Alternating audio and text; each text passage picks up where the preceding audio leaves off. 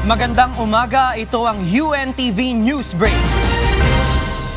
Bumuhos ang pakikiramay sa huling gabi ng burol ni Rene Baterbonia. Dumagsa kagabi ang mga kaibigan, teammates, opisyal ng pamahalaan at maging mga ordinaryong mamamayan sa Municipal Gymnasium ng Talacogon, Agusan del Sur upang makita ang namayapang basketball player. Nagbahagi rin ng kanya-kanyang kwento ang mga ito tungkol kay Bobet. Ngayong araw na nakatakdang ilibing si Baterbonia.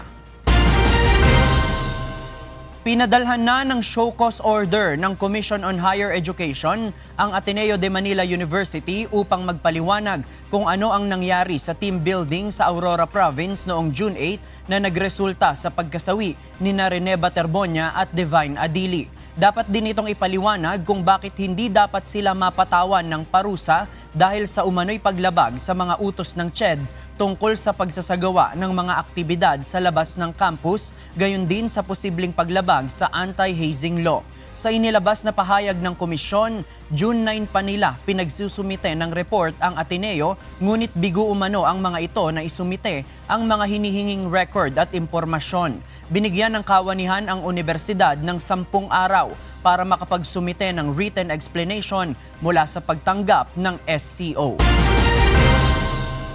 Dumating na sa Criminal Investigation and Detection Group o CIDG ang presidente ng Ateneo de Manila University na si Roberto Yap.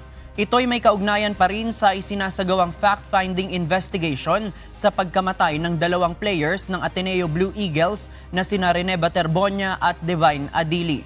Ang pahayag na lamang ng presidente ng eskwelahan ang hinihintay ng CIDG para makapagsumite ng rekomendasyon sa Department of Justice sa resulta ng isinasagawa nilang investigasyon.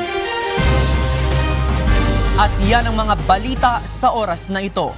Para sa iba pang mga balita, maaari po kayong bumisita sa official social media accounts ng UNTV News and Rescue. Ako si JP Nunez at dito sa UNTV, Diyos ang aming sandigan, serbisyo publiko ang aming pinahahalagahan. Magandang umaga.